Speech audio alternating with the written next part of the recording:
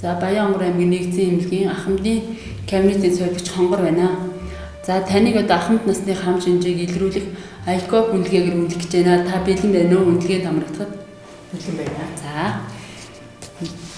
За эхнийх нь асуудал болохоор таны мэдхийн чадвар бууралтыг илрүүлэх сорил авах гэж танаас за та жүүрж, адуу, дөрвөлжин гэдэг би танд 3 өглөө. За сая юу хэлсэн та надад? Жүүрж, адуу, дөрвөл. За сайн байна. За өнөөдөр хэдэн оны хэдэн сарын хэдэн бэ? 2025 оны 6 сарын 16. За сая би танд юу гэсэн 3 үг хэлсэн бэ? Тэрийг хариулаарай надад. Жүүрж, адуу. За дараагийнх нь хөдөлгөөний чадвар буурал байна уу гэдгийг үнэлж байна. Та намайг дагаад тэгээрэй. 1 2 3 4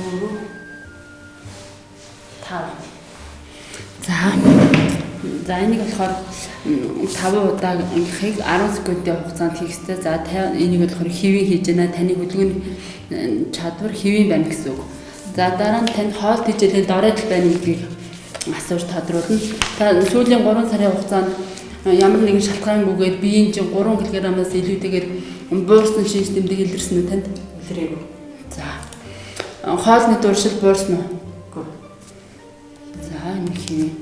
За танд хоол ойрын зүйл харахад одоо харааны бэрхшээл байна уу?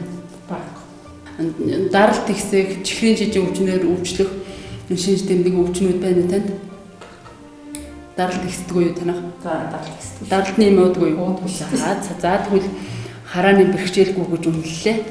За дараачих нь сонсголын буурал байна уу гэдгийг би одоо үнэлж байна таныг. За зүүн гараараа чихийн ингэж дарчих.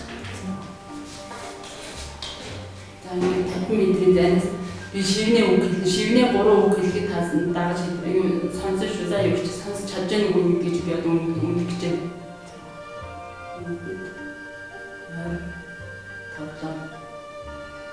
За юу гэж хэлсэн?